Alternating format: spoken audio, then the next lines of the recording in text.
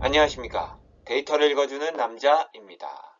오늘부터 저만의 시각으로 데이터를 읽어드리려 합니다. 요즘 저는 데이터에 빠져 살고 있는데요. 그렇다 보니까 많은 분들과 데이터 이야기를 함께 나누고 싶은 마음이 들어서 이번 코너를 마련하게 됐습니다. 먼저 양해 말씀을 구하면 제가 읽어드리는 데이터에 대한 이야기는 제 경험을 토대로 한 주관적인 견해임을 말씀드립니다. 오늘은 그 첫 번째 시간으로 온라인 시장과 연령별 소비 패턴에 대한 이야기를 해보려고 합니다.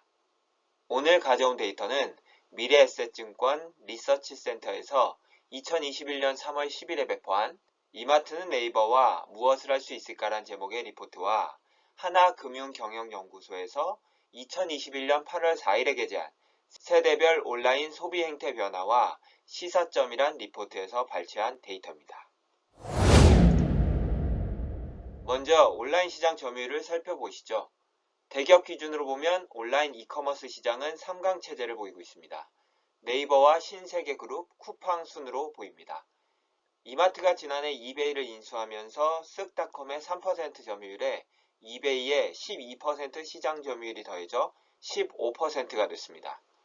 올해 1분기 그러니까 1월부터 3월까지의 결제액을 보면 쿠팡이 지난해 1분기와 비교해 가장 큰 폭 상승한 것으로 보입니다. 자, 최근 5년간 온라인 시장 내 점유율 추정치를 한번 볼까요? 압도적으로 쿠팡의 시장 점유율이 가파른 것을 확인할 수 있습니다. 쿠팡의 지난해 2021년도 매출은 22조 원이었습니다. 2010년 창사 이래 최대치를 기록한 건데요. 올해 1분기의 상승세를 이어간다면 올해에는 더욱더 기대되는 한 해가 될 것으로 예상됩니다. 업계에서는 쿠팡 중심으로 국내 온라인 유통시장이 빠르게 재편되고 있다고 말하고 있을 정도인데요. 시장에서는 쿠팡의 가파른 매출 성장 비결이 유료 회원제인 와우 멤버십 덕택으로 분석하고 있습니다. 지난해 말 기준 쿠팡 와우 멤버십 가입자는 2020년도 470만 명의 약 2배인 900만 명에 달하고 있었습니다. 또한 지난해 4분기 기준으로 쿠팡에서 한 번 이상 제품을 구매한 적 있는 활성 고객 수는 1,800만 명에 달하고 있습니다. 이들의 1인당 구매 금액은 약 34만원 정도로 전년과 비교해 11% 늘어났다고 합니다. 600만 명대로 추산되는 네이버 플러스를 넘어선 국내 이커머스 최대 규모인 셈이죠. 여기에 무료 배송과 무료 반품, 온라인 동영상 서비스, 쿠팡 플레이 등 콘텐츠 혜택이 추가되면서 유료 가입자가 대폭 늘고 있을 것으로 예상하고 있습니다. 자, 그럼 여기서 유료 회원이 과연 커머스 매출 증대에 얼마나 도움이 될까에 대한 부분이 궁금해지는데요. 그림 9를 보면 아마존의 경우 멤버십 회원의 연간 지출액이 멤버가 아닌 이들의 지출 2배 이상인 것을 확인할 수 있습니다. 마침 하나금융경제연구소에서 발표한 리포트 내용 중에 이커머스 유료 멤버십 결제 금액 관련 연령대별 데이터가 있어서 가져왔습니다. 유료 멤버십 결제 금액이 2019년도와 비교해 2020년도에는 결제 금액 규모가 크게 늘어난 것을 확인할 수 있습니다. 결제 건수 규모도 그렇고요.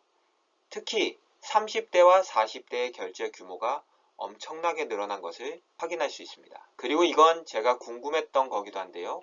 바로 배송에 대한 부분입니다. 소비자들이 원하는 빠른 배송의 기준은 어디까지일까? 라는 부분인데요. 자, 한번 보시죠.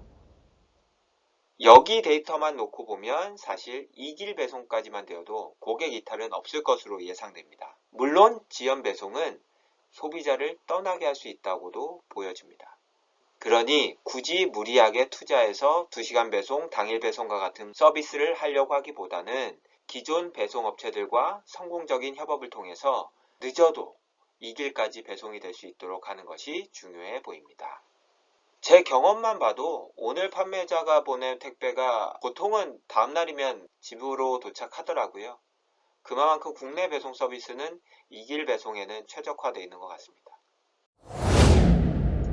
자, 오늘의 두 번째로 준비한 데이터는 소비 패턴 데이터입니다.